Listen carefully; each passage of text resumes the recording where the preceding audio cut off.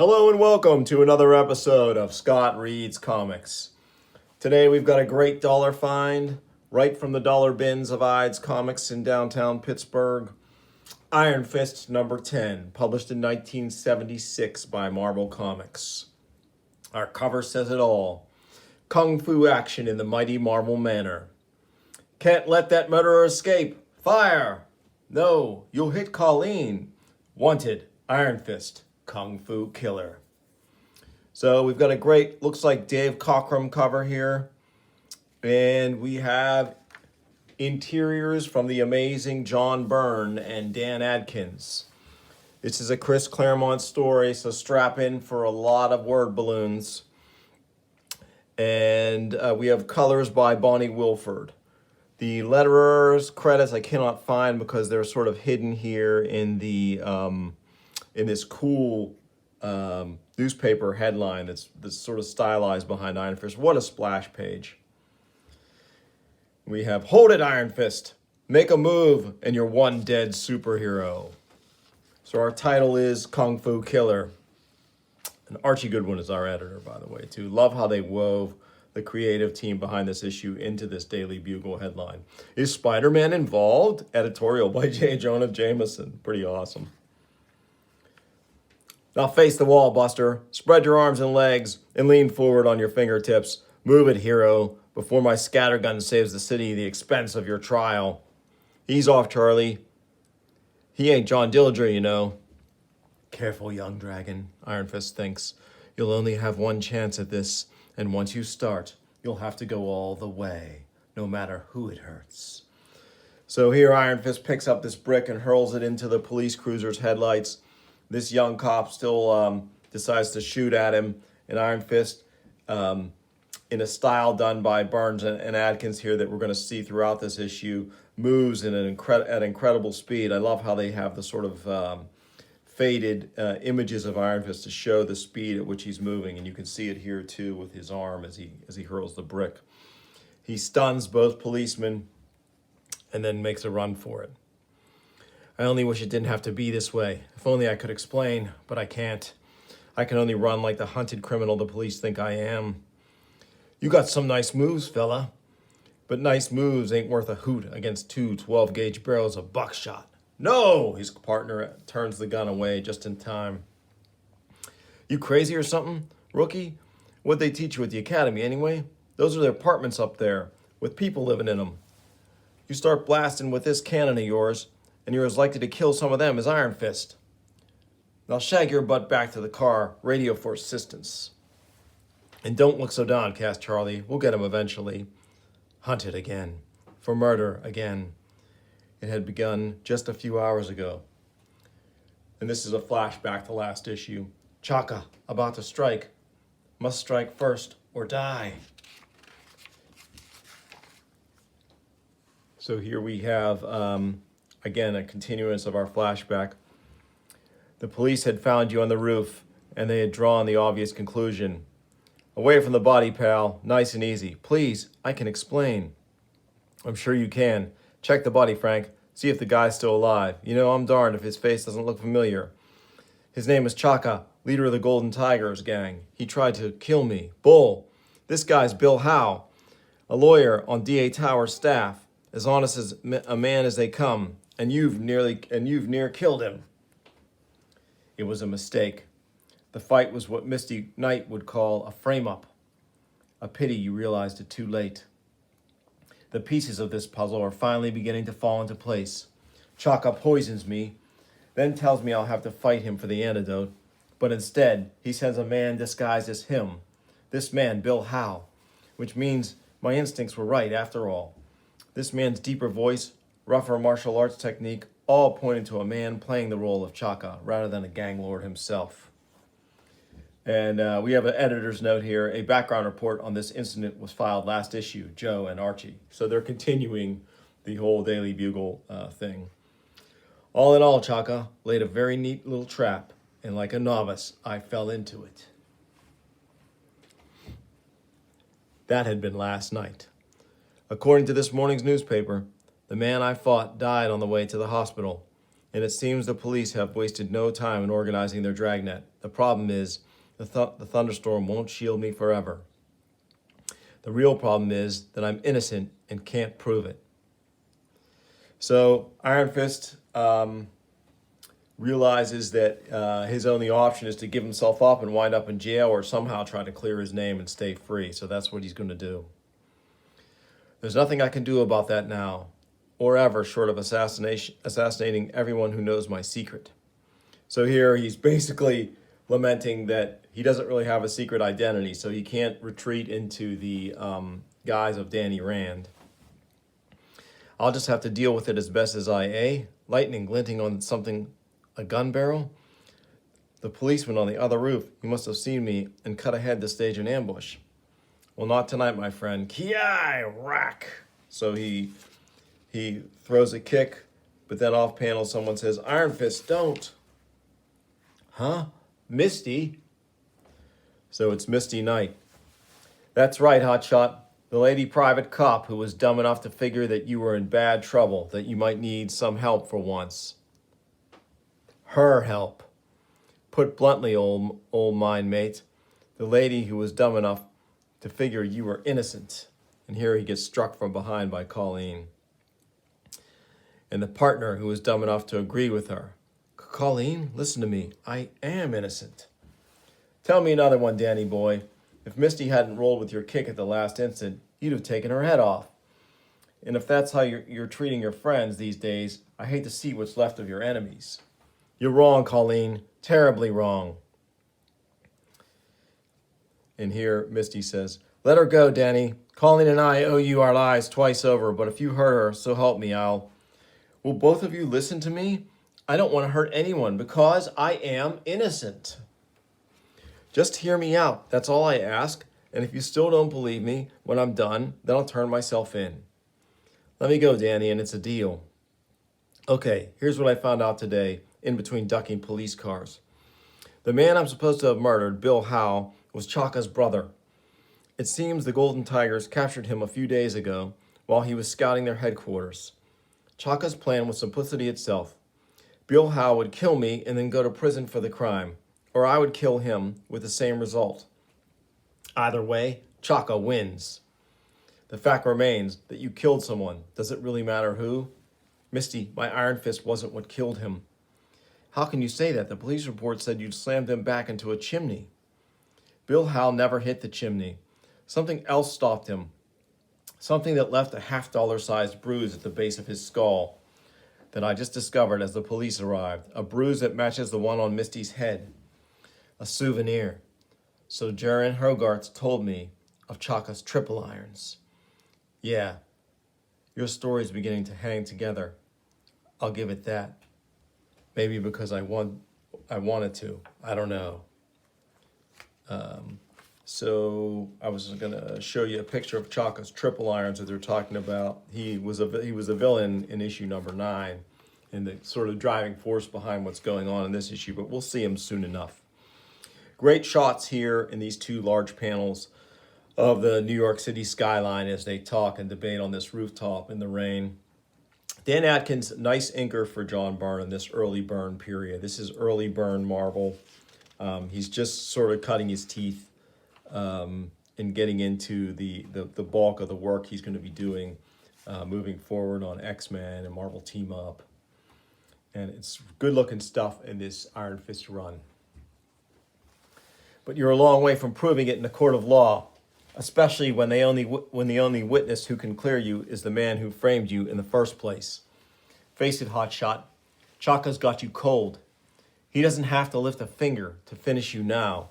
The wheels of justice will grind you up for him.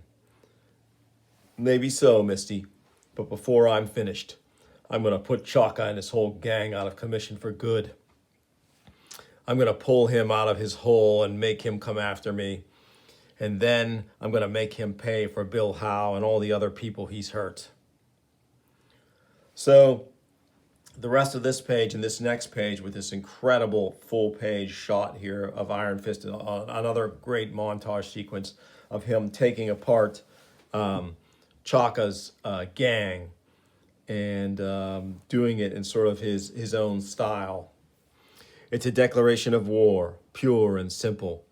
And as the days roll by, you win all the battles, and things for Chaka go from bad to worse. You seem to be everywhere and nowhere, hitting pushers in the East Village 1 minute, Chaka's extortion mob in Chinatown the next, always around when you're needed, yet gone by the time the police come looking for you. And slowly, surely, Chaka's empire begins to crumble. For how can power based on fear and strength survive when the man wielding that power is shown to be a paper tiger? Until, by week's end, the Golden Tigers are so scared of you that they won't even set foot out on the street, much less commit a crime. Just a very cool shot here. And then you can see Chaka's rage there. Very neat. Friday afternoon, the corner of Broadway and 72nd Street, the Anson Hotel to be precise, an old, venerable, once very fashionable West Side hostelry that now leases space for offices as well as people. So we see this is the office of Nightwing Restorations, Colleen Wing and Misty Knight's private detective agency. It's been a week, Danny, and Chaka hasn't come after you. I don't think he ever will. He has to come, Colleen. He's lost too much face. Not only are his Golden Tigers refusing to carry out his orders, but the people Chaka ruled are starting to turn against him. They're going to the police, signing complaints, giving hard evidence. Fine and dandy. But in the meantime, we are out on a limb. The police still want you for murder, Danny, Colleen says. Yeah, we've been lucky so far, but it's only a matter of time before Raphael Scarfe comes looking for you here. I understand your concern, Misty, but like it or not, the ball is in Chaka's court. He has to make the next move. And almost on cue, Zabam! Gods of Kunlun. Misty, it must be a bomb. Everybody hit the floor and watch out for flying glass. No bomb, Misty Knight, but something far more deadly. Chaka, repaying you in kind for Iron Fist's entrance at the Meacham building. Fully described last issue. Archie, that's the editor. So here we see the villain of our piece, Chaka. Not to be confused with Chaka the Ape Boy from Land of the Lost or Chaka Khan, 80s R&B sensation. Anyway, very cool looking character with a tiger motif martial arts outfit. And these are his triple irons, these cool, almost triple nunchuck things that he has energized here. Good Kirby crackle going on at the top corner of this panel here. That's so, Fangface? Wish I'd been there to see it. Trouble is, we haven't got Joy Meacham's bread, and our landlord gets a little upset when someone hurts his building. And when he gets upset, we get mad. Be silent, woman. Chaka has neither the time nor the patience to deal with inferiors. Wood. Kazak, I am here for one thing and one thing alone, and that's to take the life of Iron Fist. I'm waiting, Chaka. Great panel here. Again, more of that curvy crackle. And we can see Iron Fist beginning to summon his own energy. Iron Fistfuls, the letter page here, is half consumed by this bizarre advertisement for Howard the Duck. Interesting letter here from someone calling himself Snake for the Logic Lab, Department of Philosophy, University of North Carolina, Chapel Hill. So nothing really worth getting into too much. Very unfortunate O.J. Simpson ad here, given what we know now. And I love this subscription ad, really cool, showing all the Marvel characters at the time. And again, we can customize our own vans, cycles, buggies, inside and out to make extra money. Great set of ads in this 76 comic book. Back to our story. Don't let his act fool you, young dragon. He's got the skill to back it up. And with that electrically charged triple iron of his. Having second thoughts about challenging me, hero? I'm not surprised, especially since I've improved my weapon since we last fought, to the point now where it strikes with the force of a howitzer shell. And Iron Fist thinks to himself, move, Iron Fist. Zarak. Nice try, Gang Lord, but you'll find that I'm a lot harder to hit than my friends. Got to dodge and hit back in the same move. Hit the man without getting hit in return. Ki! But that's easier said than, and he blasts him here with his triple iron. Ah! You should have quit while you were still ahead, Witling. At least in prison, you'd still be alive. And he sends Iron Fist smashing through this doorway here. Die, hero. Not today, thank you. So we have this absolutely amazing full-page shot of Iron Fist and Chaka doing battle. And it's really cool because it's a cutaway of the interior of the building that eventually winds up moving from the top left corner to the bottom right corner. And again, we see those faded after images of our main combatants here as they go from the top of the stairs, fighting all the way down the stairs into the lobby and out of the door of the of this old hotel. Scratch! So we see here what starts at the top, finishes at the bottom, and Iron Fist is tackling Chaka out of the door. You merely delay the inevitable, fool. Your name is destined to join the roll of those who dared oppose Chaka and paid the ultimate price. Then why are you running away, big man? What are you afraid of? Of course, why didn't I think of it before? What's happening now is just like what happened with Radiant and Master Khan. Chaka's triple irons were hitting me with enough raw energy to burn me to ashes like that. They hurt me, sure, but the blast didn't kill me. The question now is why? So Iron Fist feels like something's going on with his own powers, and that's maybe a plot line that's going to pay off a little later. Here we have our two policemen from the beginning of the comic. They've showed up here, but they're showing restraint rather than jumping into this fray. Wrong, partner. This is our chance to sit tight, stay alive, and do as we're told, which is to call Lieutenant Scarfe and tell him that Chaka's risen to the bait. And that, Charlie, is all we do. Meanwhile, back to Iron Fist. Blast. I was overconfident. Chaka wasn't running away. He was taking the fight into the street so he could use the rush hour traffic for cover. He could be any... So Chaka hits him again. Too late, you sanctimonious sot. This time I have you. And this time, there'll be no escape. And he hits Iron Fist again, and Iron Fist cries out in pain. Die, Iron Fist. Die. Pain. Chaka has me in stranglehold, weapon at full power. My mind white with pain. Can't think. Concentrate. But I must focus. Iron Fist, smash free. So hard. Can't give up. Too many lives depending on me. Dragon, please give me strength. This interior monologue that Iron Fist is having in the moment of his imminent death is so Claremont. It's florid, but it's fun. So here he summons the Iron Fist and he actually breaks Chaka's weapon. Done it. All right, Chaka. No more toys. No more superpowers. It's just you and me now.